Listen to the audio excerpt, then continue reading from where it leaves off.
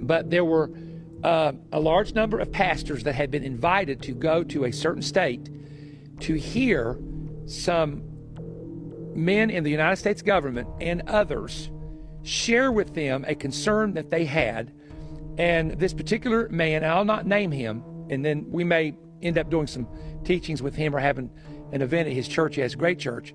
But he said, Perry, what they're about to release, from what we're hearing, there's going to be a release concerning aliens and concerning unidentified flying object spacecraft, that some of the people who were in the meeting were telling us as pastors, you need to prepare your people and you need to get ready to answer them for what you're about to hear being released. And some of it has to do with crafts that have been discovered that are not allegedly a part of our planet, and the materials they're made of are not a part of our planet.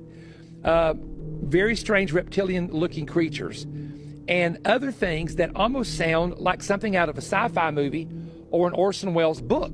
Revelation given to these leaders is the ultimate third rail. These beings are not from another planet. They are interdimensional architects. Briefing allegedly states that we are a genetic product and that the modern religion was a construct, a user interface designed to manage human society across the ages. It's the realization that what we called God might have been a laboratory lead, and what we call demons are simply the technicians. And if this is true, that's explosive.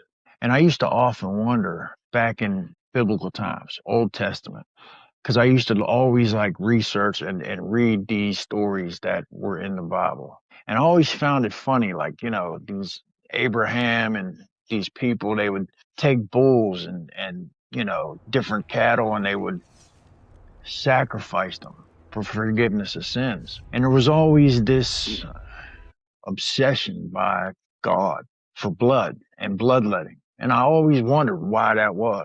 Even the story of Cain and Abel. Cain killed Abel because God didn't like his offering. He was the one that cultivated the ground and grew crops. So his offering was always what he grew.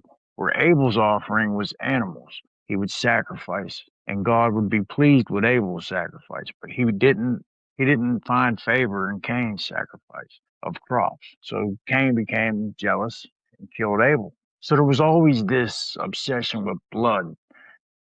And I just find it interesting. Oh, God, it just baffles the mind. What have those people been worshiping all these years? That in the Old Testament, that the Hebrew people, the Jewish people, were worshipers of one God. That's never been true, not true now, and never will be true. That's just one more story that's been given to us. It's never been true.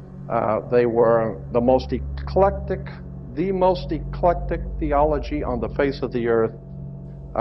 Next to modern day Christianity is Judaism. Eclectic meaning it has collected from all over the world concepts and ideas and put it together and called it today Judaism. Judaism today is the most eclectic religion on the face of the earth. Virtually nothing of what it teaches is true.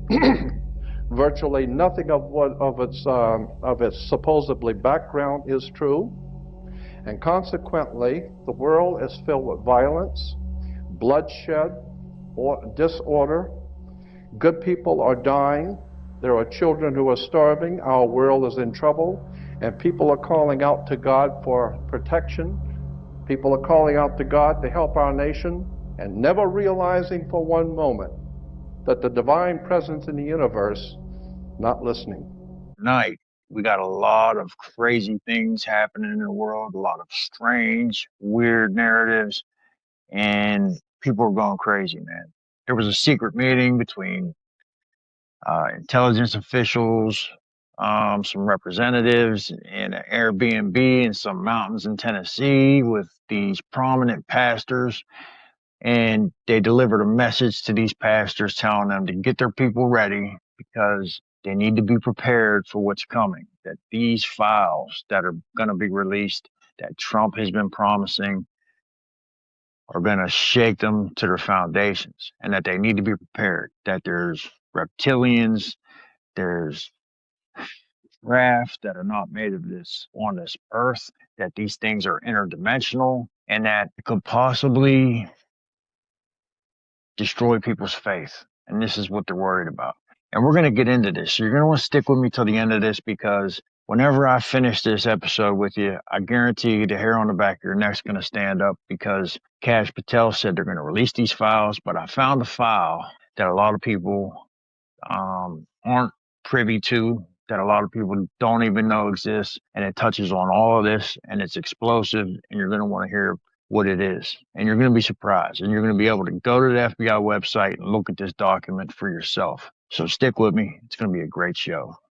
They do that for disclosure first, all over the MSN. They do that first, and then they knock out the lights, they knock out the grid. Think about this. The big show, the big one that they've been planning for a very long time, could be just around the corner. So first, what would they have to do? They'd have to announce disclosure on MSN. Make sure everybody gets it. Everyone gets the memo. Oh, there's aliens out there, Rebecca. Did you hear? Oh, I know. I just don't know what they are. Ooh. I mean, think about this. The alien disclosure comes first, and then maybe, I don't know, the way I would do it, a total blackout. The lights get knocked out. They take out the grid, and then they prepare you for the greatest psyop of all. 9/11 and 2020 will have nothing on the greatest light show in the sky to ever take place on planet Earth. This will be this deep state's final play with a one world global government. Now, I can't, where I'm confused on this, folks, is I don't know if it's going to be, we're here to save you from war, like the Iran war, or we're your gods.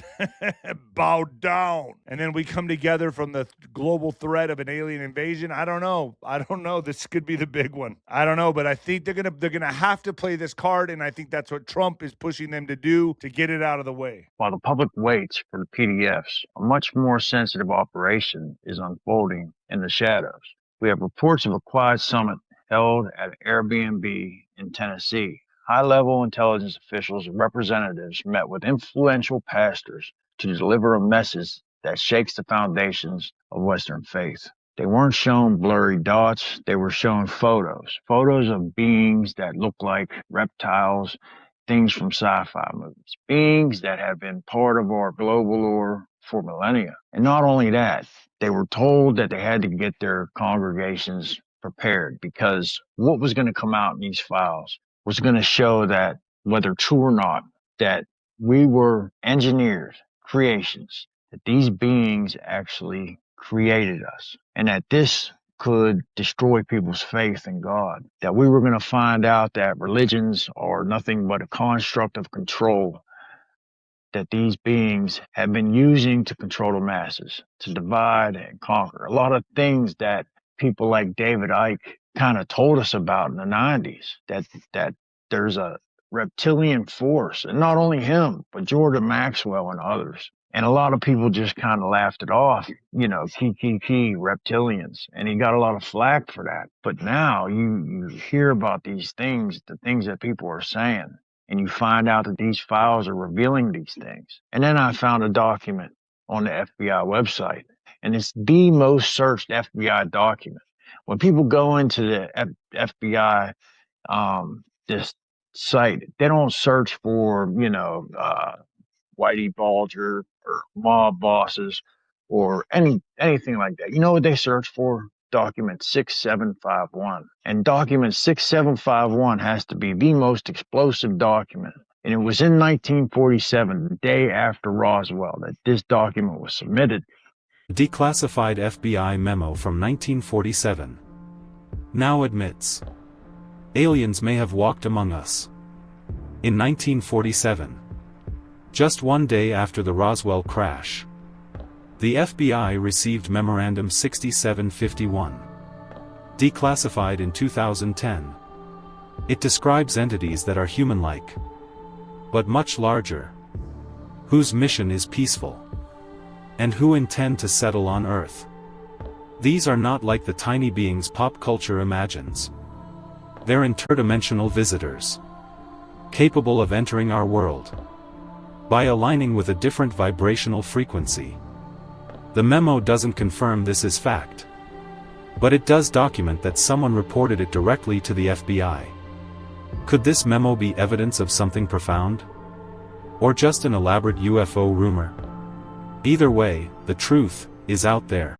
But is any of this new? These files that the FBI is going to release, are they new? Do I think they're new? Some of them may be new, but I want to tell you this. This document that I'm about to explain to you has to be the most mind-blowing of all. And the fact that it came out one day after Roswell really, really makes me think that it's legit. The FBI's own vault holds document 6751, a 1947 memo describing etheric beings from the Lokas and Talos. It's an 80-year-old preview of what Kash Patel is now forcing into the light. CIA veteran John Ramirez has already laid the groundwork, showing us the slides, a history of reptilian genetic engineering and the ancient bloodline families that maintain this information layer. They controlled economics, education, and the media to ensure you never look past the program. And I wonder, is anybody going to care? Because tomorrow you got to go to work, you got to pay the bills, you still got to take the kids to school. Is anybody really going to care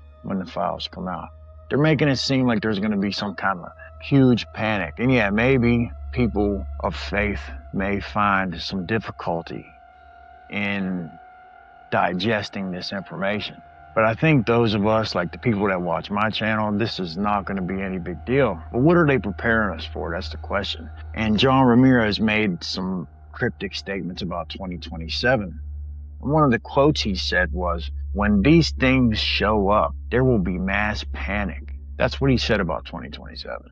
Lou Elizondo, when asked about 2027, said that he was briefed, but he couldn't share what that was about. And there's been others. And this 2027 narrative just kind of picked up steam. So it really makes you wonder, is this disclosure push that preparation? Or are they preparing us for some type of contact event? And I don't believe that disclosure day and the age of disclosure, these things were in the works for a long time. So this has been planned. And the fact that it's Democrats and Republicans working together at the same time to push this tells me that this has been planned. And it really makes you wonder, who's orchestrating? Who's pulling the strings from behind the scenes? Is it like Chaim Eshed, the father of the Israeli space program? Is it like he said that the disclosure timeline isn't determined by humans? It's determined by the non-human intelligences themselves. And if that's the case, have they been controlling this whole scenario all along? And I think if people realize that, it would shake the foundations of society. Infamous slide 54, because it's the 54th one in the deck. And I promise you, I know we went long, but we're almost done. This is called informed speculation. I think it's hidden history, but let's call it informed speculation. And I'll clue you in on why it's informed. So a lot of these inter-row launch mission patches, launch logos, tend to depict reptilians and occult figures having some kind of dominance over the earth. It's very unusual that they would show that. So I speculated, based on other things that I've learned, and I'll leave it at that, that we're reptilian beings able to manipulate primate DNA to accelerate human hybrids. Did that happen? And were some of those human hybrids people that in myth and legend we call Atlanteans? In fact, aren't we all human hybrids? After all, let us make man in our image, says Genesis. Why aren't we like apes? Why aren't we like the bonobo, the gorilla, the chimpanzee? That's matter for speculation. But did they do this? And are the accelerated ones really the Atlanteans? Did they ordain this idea of kingship and priesthood through selected hybrid families? And were they able to establish aristocratic bloodlines? Bloodlines in aristocracy are so important back in ancient times. And hybrid families of power and wealth. Did they establish that? And even today, are they exercising some kind of political power, economic control off the stage, or hidden social influence? And I'm just leaving that as it is. I'm just saying that it's informed because I wrote to CIA and said, here's why I know this. And CIA came back and said, well, we look forward to your presentation when you do this on these 2 slides. And I have a serial number for that particular submission, so I can refer to it when I do these 2 slides and expand it into a future presentation. Personally, I believe this is one of the core secrets. That's my personal opinion. Government understands it represents a form of sentient non-human intelligence. I know that sounds very Star Trek, a la, Gene Roddenberry and Rod's dad's sci-fi series, but it is true. And I want, the American public to be comforted that the universe is teeming with life, it seems, and readily, able to be explored. And the U.S. government does have a lot of information that I think will inspire Gen Alpha and Gen Z and the American populace at large. And it will be a new era. It'll be a little uncomfortable. There'll be some truths that be a hard pill to swallow, but I think it's ultimately a good thing to get this out there. And I think the people of the world and the American public will be very happy to understand their place in the universe. Countdown has officially ended.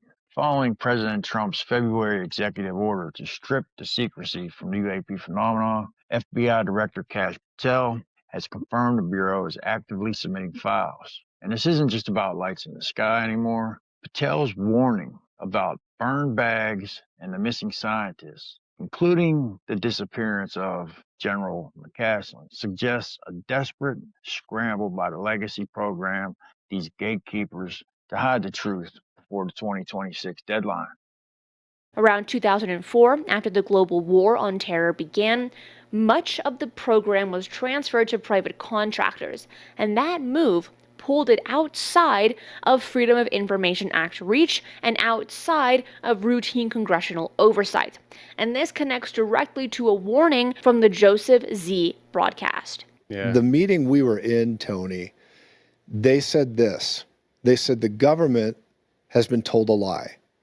The government believes that lie, and that is what they are going to reveal to us. They're going to reveal a lie to us. Grush made a similar point in his own way, and he said any document released will be heavily redacted, and the public should not assume the most important holdings would be the first batch. The strategy, as he described it, is to guide the public towards disclosure without ever defining what is being disclosed.